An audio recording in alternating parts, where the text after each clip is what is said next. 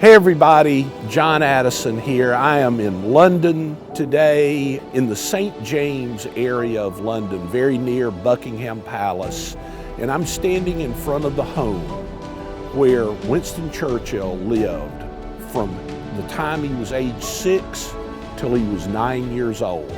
So this is with his father, Randolph Churchill, his mother, Jenny, and this is where he was a child. The reason I'm here is because I am launching my new book, Turn Your Fear into Fuel. You know, I always like to say we're all human becomings, not human beings. We are always in the process of improving, growing, and becoming something. But the reality is in life, we get our fears and our doubts and our uncertainties programmed into us when we're a small child. But by the time you're 10 years old, you have all of these things programmed into you that tell you, here's what I can expect, here's what I can achieve, here's what I can do in life. Now, you might think Winston Churchill, born at Blenheim Palace, was from a famous English family, from the aristocracy of England, but he had a tortured childhood. Now, he loved his mother and father. He worshiped them his entire life. He wanted them to tell him he was doing something great, but they were pretty aloof parents.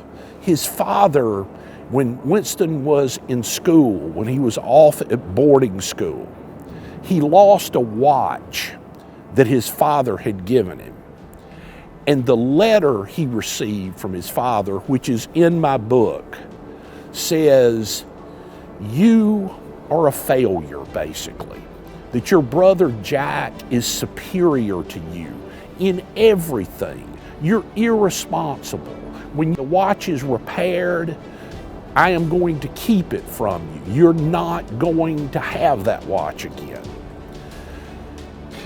Imagine that as a young boy from somebody you loved and admired, your father, who was a member of Parliament, was the head of the exchequer for the United Kingdom.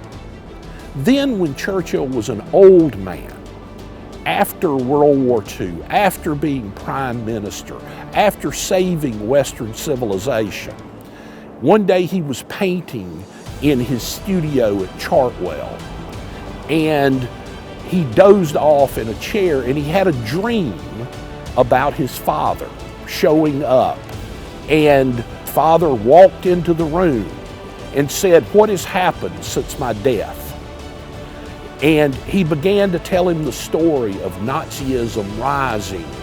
It finally came to him to save the United Kingdom. And right as he was about to say, Father, I saved Britain, his father vanished. He wrote a book called The Dream from that story. His entire life, he wanted to prove something to his parents, something to his father. Well, see, that's the way we all are. We all have these little nagging demons inside us. Now, some people who maybe they're the prettiest person that's ever been, they're the smartest, they never say anything wrong, they never do anything wrong. Some people just think they're right all the time. That's not who this book is for. I was a kid from Central Georgia that nothing in my life said, you're going to be CEO of a public company and save a company and take it public at the time of the financial crisis.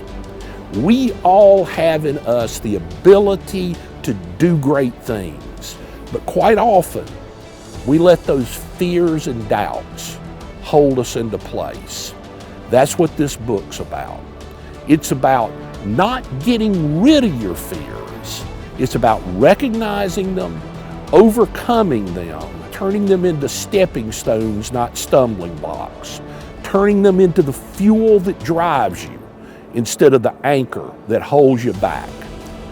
I hope you buy the book. I hope you read the book. and I hope it helps you achieve your dreams. I'll see you at the top, because the bottom sure is crowded.